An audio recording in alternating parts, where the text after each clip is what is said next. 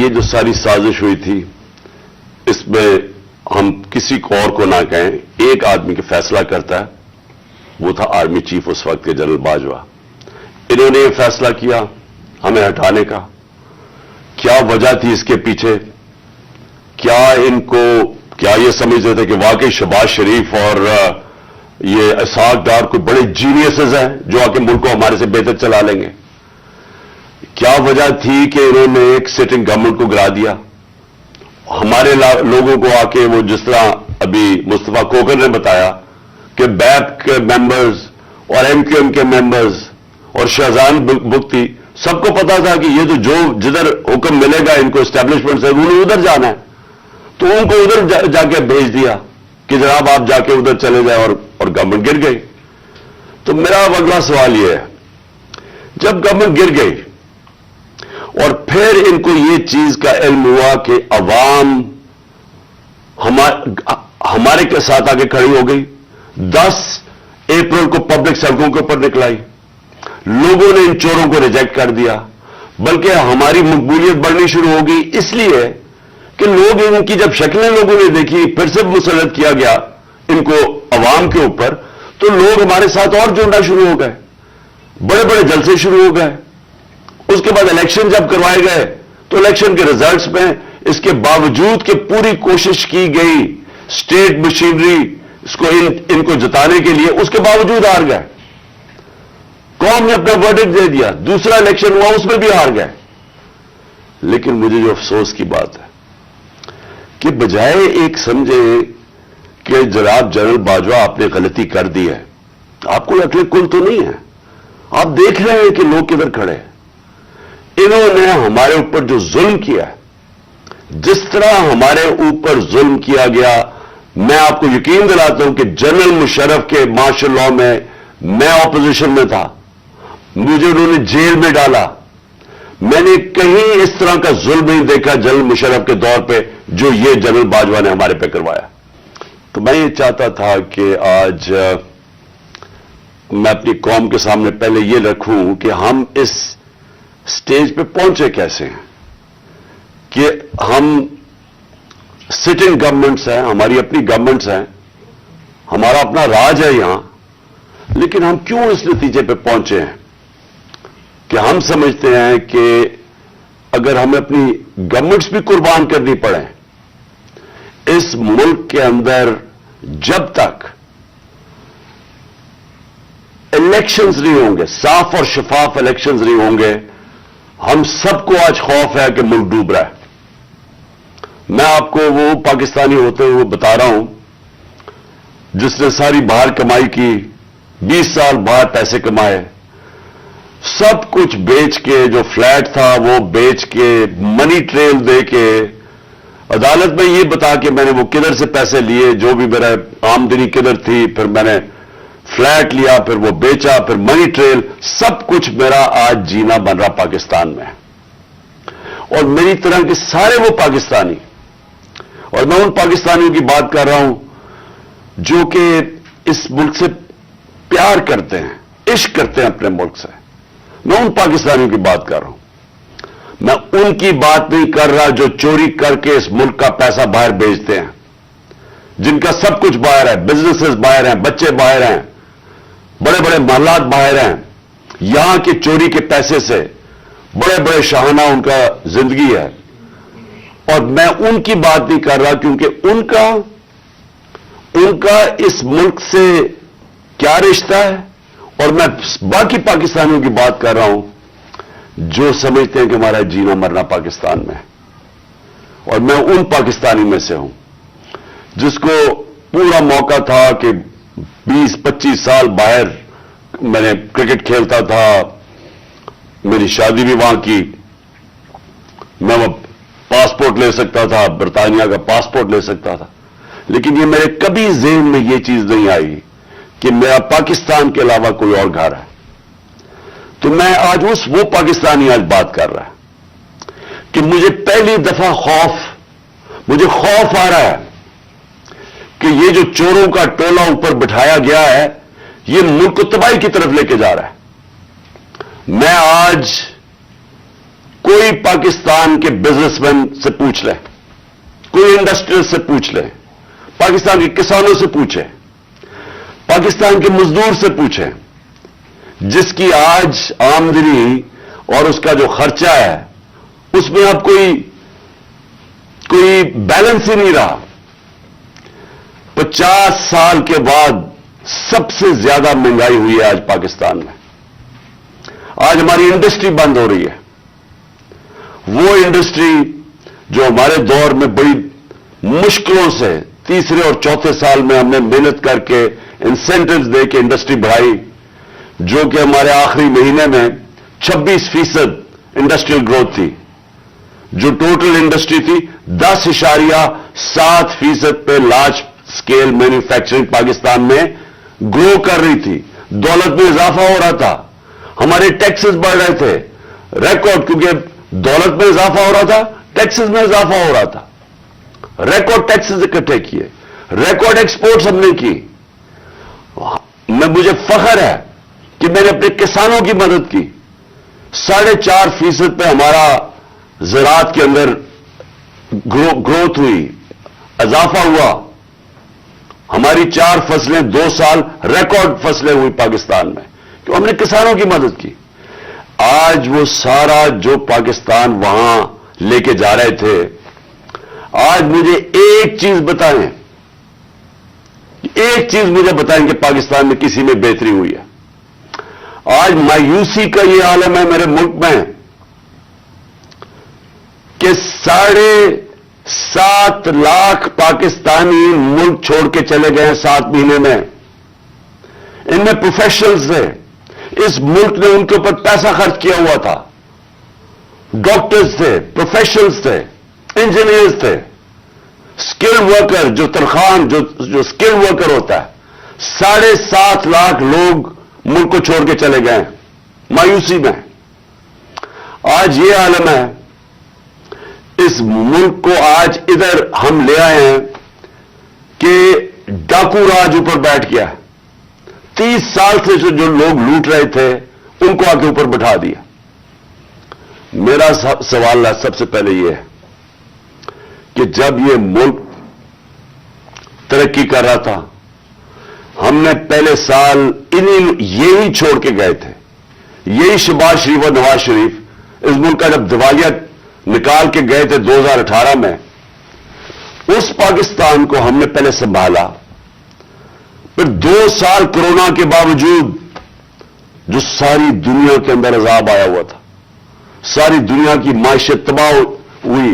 آپ امریکہ کا حال دیکھیں, برطانیہ کا دیکھیں, جرمنی کا دیکھیں, ہمارے سے وہ ملک جن کے ادارے ہمارے سے بہت بہتر تھے. ہندوستان کا حال دیکھیں, اس کے اندر پاکستان وہ ملک تھا جو دنیا کے ٹاپ 3 ملکوں میں سے. ہم نے وہ بھی سنبھالا, ہماری معیشت بھی اوپر گئی, ہماری انڈسٹری بھی اوپر گئی, ہم نے بے روزگار ہونے سے لوگوں کو بچایا, ہم نے انڈسٹریز کو پیسہ دیا, انسینٹیوز دیے, ہم نے کنسٹرکشن انڈسٹری کی مدد کی تاکہ روزگار ملے لوگوں کو. ہم نے اس دور کے اندر پاکستان کا جو گروتھ ریٹ تھی, اور میں یہ چاہتا ہوں آپ سارے جو میں یہ چیزیں میں آپ کو کہہ رہا ہوں اپنے موبائل فون سے چیک کر سکتے ہیں کہ میں سچ بول رہا ہوں یا جھوٹ بول رہا ہوں. اب تو جھوٹ بولنا بڑا مشکل ہے, موبائل فون ہے, آپ گوگل کریں, آپ کے پاس 2 منٹ کے اندر سب کچھ آ جاتا ہے. تو یہ 17 سال کے بعد پاکستان کی جو دولت میں اضافہ ہوا تھا وہ 5.7% تھا ہمارے تیسرے سال کورونا کے باوجود, اور 6% تھا ہمارے چوتھے سال. اب یہ بھی میں آپ کو آج بتا دوں کہ یہ صرف 3 دور میں یہ اس طرح کی پاکستان کی دولت میں اضافہ ہوا, گروتھ ریٹ ہوئی. ایوب خان کے دور میں, جنرل ضیاء کے دور میں اور جنرل مشرف کے دور میں. لیکن وہ کیوں ہوا؟ کیونکہ ہم تینوں دفعہ ہم امریکہ کی مدد کر رہے تھے. ایک دفعہ ہم افغان جہاد میں شامل تھے جنرل ضیاء کے زمانے میں, پھر وار آن ٹیرر میں شامل تھے جنرل مشرف کے دور میں. ایوب خان کے دور میں ہم کس میں شامل تھے؟ سیٹو اور سینٹو میں ان کے ساتھ ملے ہوئے تھے جبکہ کولڈ وار ہو رہی تھی. अमेरिकन डॉलर आ रहे थे पाकिस्तान में, तब उनकी ये ग्रोथ रेट हुई थी। हम, और मुझे फख्र है इस चीज का कि उसके बावजूद कि हमारे पास कोई अमेरिकन डॉलर्स नहीं आ रहे थे, हमने अपनी इकोनॉमी को उठाया, और ये जो 17 साल के बाद बेहतरीन हमारी इकोनॉमी उठ रही थी। तो मेरा आज सवाल यह है, कौन जिम्मेदार था इस रिजीम चेंज का? आप सारे मेरी आज बात गौर से सुनें। जब आपकी माशियत बढ़ रही थी, क्या वजह थी कि इस गवर्नमेंट को गिरा के और इन चोरों के टोलों के ऊपर बिठाया गया? कौन इसका जिम्मेदार था? कौन जवाब देगा कि आज वो इकोनॉमी जो हमारी ऊपर जा रही थी, उसकी जगह आज पाकिस्तान के वो हालात हैं जो बाहर की दुनिया कह रही है। भूलें जो पाकिस्तान के अंदर लोग क्या कह रहे हैं। जो बाहर की दुनिया वो कह रही है कि पाकिस्तान को अगर कर्जे देंगे तो वो कर्जे वापस करने का जो डिफॉल्ट रेट है वो 100% है। जब हम थे इक़्तिदार में तो 5% था। तो आज 100% का मतलब कि अगर आप पाकिस्तान को कर्जा देंगे तो 100% चांस है कि पाकिस्तान कर्जा वापस नहीं कर सकता। इसका मतलब कि बाहर से ना कोई इन्वेस्टमेंट पाकिस्तान में आएगी। अभी 1 साल के अंदर, चंद महीनों, बल्कि 10 महीनों के अंदर आधी हो गई है बाहर से इन्वेस्टमेंट। पिछले साल और अब के मुकाबले में आधी हो गई है। तो बाहर से इन्वेस्टमेंट बंद होगी, इसका मतलब बाहर से डॉलर्स आने बंद हो गए इन्वेस्टमेंट में। रिमिटेंसेस जो बैरून मुल्क पाकिस्तानियों की हमने मदद की थी, उन्होंने हमारे में एतमाद शो किया था, हमने उनको इंसेंटिव्स दिए थे। पाकिस्तान की तारीख की सबसे ज्यादा बैरून मुल्क पाकिस्तानी यहां डॉलर्स भेज रहे थे। और फिर एक्सपोर्ट्स जो ये नून लीग के दौर में 5 साल बढ़ी नहीं, मुझे फख्र है कि हमने रिकॉर्ड एक्सपोर्ट्स 33 अरब डॉलर की पाकिस्तान में एक्सपोर्ट्स बढ़ाई। और फिर हमने टैक्स कलेक्शन, जो मैं अभी कह रहा हूं कि आमदनी होगी तो लोगों पे पैसा खर्च किया जाएगा। तो हमारी 6,100 अरब रुपए की हमारे जमाने में टैक्स कलेक्शन थी। आज ये सब कुछ नीचे जा रहा है। इंडस्ट्री बंद हो रही है, बेरोजगारी बढ़ रही है। हमारे जमाने में, और जमाने की बात कर रहा हूं, 7-8 महीने पहले फैसलाबाद के अंदर टेक्सटाइल का मजदूर नहीं मिलता था, बाहर से लाना पड़ते थे। रिकॉर्ड टेक्सटाइल इंडस्ट्री की सेल थी। तो आज बेरोजगारी बढ़ रही है। 50 साल के बाद सबसे ज्यादा महंगाई है। आज हमारे मुल्क का यह हाल है कि ना बाहर से किसी को इत्मीनान है इस हुकूमत के ऊपर, और 88% पाकिस्तान के जो इन्वेस्टर हैं, जो बिजनेसमैन हैं, उन्होंने कहा कि हमें इस हुकूमत पर इत्मीनान नहीं है। तो मेरा सवाल, मेरे 2 सवाल हैं आज। पहला तो सवाल यह है कि जब बाहर से पैसा ही नहीं आ रहा और हमने अपने कर्जे की किस्तें वापस कर दी है डॉलर्स में, हमने जो बिजली के कॉन्ट्रैक्ट साइन किए हुए हैं वो डॉलर्स में किए हुए हैं, जो कैपेसिटी पेमेंट है, चाहे बिजली इस्तेमाल करें या ना करें, ये जो पिछली हुकूमत ने साइन किए वो डॉलर्स में किए हुए हैं, डॉलर्स में पैसे देने हैं। तो जब डॉलर्स आ ही नहीं रहे पाकिस्तान में और कम हो गए आना, कर्जे हमारे बढ़ते जा रहे हैं, तो आगे पाकिस्तान कैसे आगे चलेगा? एक ही उम्मीद लगाई हुई है इन्होंने कि किसी ना किसी तरह जाके चाइना के पैर पकड़े या हम IMF के पड़े कि हमें वो पैसे दे दें। लेकिन वो तो कैंसर का इलाज डिसिप्लिन से है। वो तो थोड़ी देर आराम आएगा, फिर कर्जे तो बढ़ते जा रहे हैं। तरीका सिर्फ एक था, जो हमने कोशिश की कि मुल्क की दौलत में इजाफा हो। जब आपके मुल्क की दौलत में इजाफा होगा तो आप कर्जे वापस करेंगे। तो आगे तो इनके पास कोई रोड मैप ही नहीं है। हम अगर ये बड़ा अच्छा उन्होंने हमारी मायशत को संभाला होता तो हम आराम से इनके साथ कहते चले ठीक है, अपना टाइम पूरा कर लें। लेकिन मुल्क तो नीचे जा रहा है, हर चीज नीचे जा रही है मुल्क में, और मुझे खौफ है कि ये डिफॉल्ट की तरफ जा रहा है। यानी अभी भी हम हमारी एलसीज पेमेंट नहीं कर रहे हैं। अभी भी हम पैसे जो बाहर के हमारे जो अपने लाइबिलिटीज हैं, अभी तक हम अब वो भी पैसे नहीं दे रहे। تو سوال یہ ہے کہ ان کے پاس کیا روڈ میپ ہے؟ کوئی روڈ میپ نہیں ہے. یہ صرف ایک چیز یہ چاہتے ہیں کہ کسی نہ کسی طرح الیکشن کو ڈیلے کریں. اس لیے نہیں کہ انہوں نے معیشت کو اٹھا دینا ہے, یہ اس لیے ڈیلے کرنا چاہتے ہیں کہ یہ خوف زدہ ہیں الیکشن سے. ان کو ڈر لگا ہوا ہے کہ جب بھی الیکشن ہوں گے انہوں نے ہار جانا ہے, تو اپنے آپ کو بچانے کے لیے یہ ملک کو تباہ کر رہے ہیں.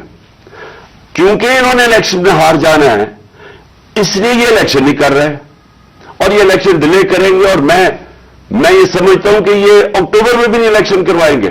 کوئی نہ کوئی الیکشن کمیشن ان کا ساتھ ملا ہوا ہے, ایک بڑا بددیانتدار آدمی ہے وہ ان کے ساتھ ملا ہوا ہے, اور وہ ان کو طریقے سے بتائے گا کہ کیسے الیکشن ڈیلے کیا جا سکتا ہے.